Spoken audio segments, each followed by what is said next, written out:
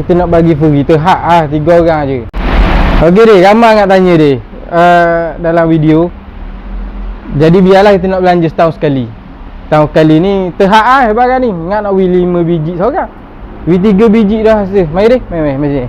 Hang nak belanja mari. Barang ni payah tak setahun sekali 3 biji seorang deh. Oh ni. Mari kalau nak mari ni tau. Banyak ke? Nak beli 5 biji seorang aku tengok nyanyi kat korang 3 biji dah ni kedai KS Biker Shop depan biji memang orang tanya liu apa tengok. Lalu nak mari ambil 3 biji seorang. Payah ni, pelam dia orang panggil. Sebab ni tahun kali je buah ni. Nak jumpa manis-manis gini kuning. Sedap ah. Ramai nak liu. Bukan tu je dia mungkin nak royak basikal ni dia. Dak banyak dah. Basikal ni. Sampai itu pun tak ada. Dalam store tu pasang Melaka, tinggal 3 hotel je. Dalam store pun tak ada dah hak ni Bahawa dia tu ada model baru. Ni comel ni deh ni. Oh ni kau.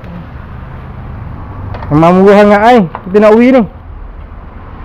Dalam online je orang tunjuk. Video ni mari tunjuk kita nak model ni. Siap disc brake dengan tayar besar. Ni pakai headset ni pakai alloy. Oh keren pun pakai subarang, tak akan bola akan bereng suti-suti. Pakai bereng pemutu. Disc brake siap depan belakang. 285 je. Umur 7 tahun, 8 tahun, 9 tahun, 10 tahun pun boleh kot. Bereng gitu nak ni ambil 3 biji je seorang. 5 biji takut nyanyi kau orang dak. Mari kedai KS Biker Shop.